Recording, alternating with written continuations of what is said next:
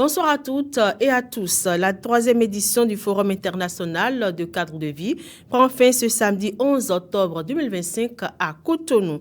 Démarré le 9 octobre, il a réuni des experts, décideurs, innovateurs et acteurs du développement urbain.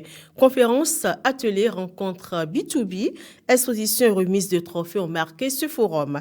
Il s'inscrit dans la dynamique de la 40e édition de la Journée mondiale de l'habitat 2025, placée sous le thème Réponse aux crises urbaines. Le Forum international du cadre de vie, selon le directeur général de la construction et de l'habitat, Victor Ananou, a pour objectif de dégager des pistes concrètes et de bâtir une vision commune pour des villes durables capables de faire face aux crises multiples.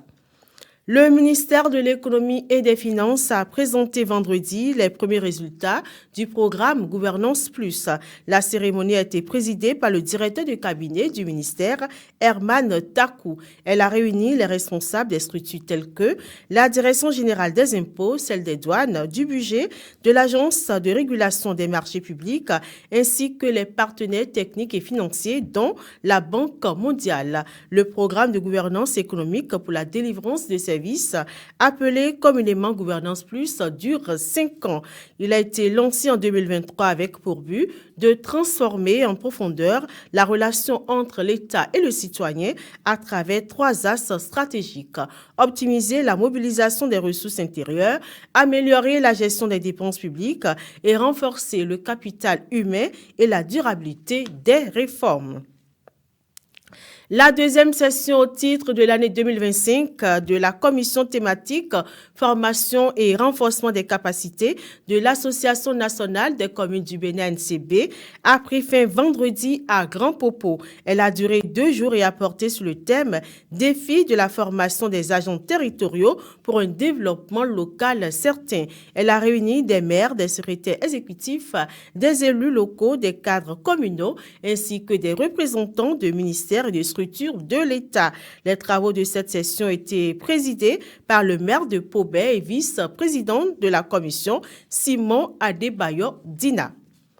Nous sommes à présent hors du Bénin. L'Union européenne promet 11,5 milliards d'euros à l'Afrique du Sud. L'annonce a été faite ce vendredi par la présidente de la Commission, Ursula von der Leyen, au cours d'un forum Global Gateway. Ces 11,5 milliards d'euros vont servir à financer des projets liés à la transition énergétique du pays, toujours dépendant du charbon, à l'industrie pharmaceutique et au développement des infrastructures.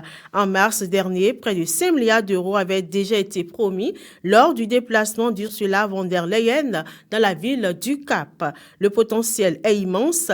La vie quotidienne de millions d'Africains pourrait être transformée et nous sommes face à l'un des marchés dont la croissance est la plus rapide au monde. Donc, le continent offre d'énormes possibilités aux entreprises africaines et européennes.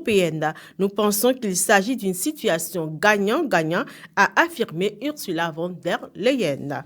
Sport, pour finir ce flash d'informations sur la pelouse de Kigali, les Guépards du Bénin se sont imposés hier vendredi soir face au Amavubi, j'y arrive, du Rwanda, sur la plus petite des marges, 1-0 grâce à un but salvateur de Tosin Aïgoun à la 80e minute.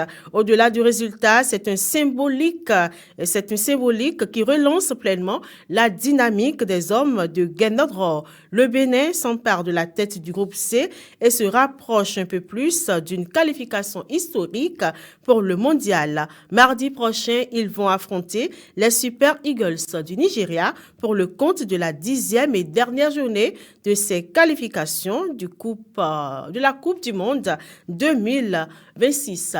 C'est tout pour ce flash d'informations, mesdames et messieurs. Merci de nous avoir reçus chez vous.